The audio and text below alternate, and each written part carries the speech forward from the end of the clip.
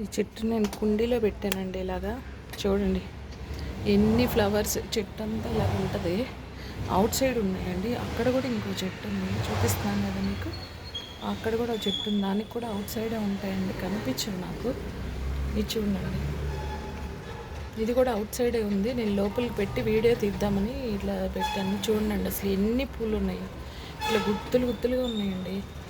యాక్చువల్గా సన్నజాజి అంటే కొంచెం పొడుగ్గా ఉంటుంది, కానీ ఇది పొట్టి సన్నజాజి అండి. కొంచెం షార్ట్గా ఉంటున్నాయి ఈ ఫ్లవర్స్ అన్నీ. చూడండి, కోస్తున్నాను. ఆల్రెడీ కోసానండి, నిన్న వర్షం పడుతుంది, కొన్ని పెట్టాను అక్కడ లోపల ఉన్నాయి గిన్నెలో, బౌల్లో. ఇవి మళ్ళీ కోస్తున్నాను. ఇంకా అవుట్ సైడ్ అయితే అసలు నాకు అందవండి. కొంచెం కొంచెం దేవుడికి పెట్టడానికి కోస్తాను, అందినంతవరకు చేరేసుకొని.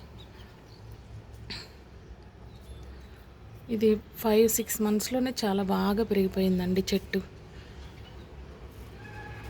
చూడండి, ఇది ఉన్నాను. ఇంకా ఉన్నాయి, అక్కడ టేబుల్ మీద పెట్టాను గిన్నెలో, కోస్తున్నానండి. ఈ వీడియో నచ్చితే లైక్ చేయండి, షేర్ చేయండి, సబ్స్క్రైబ్ చేయండి.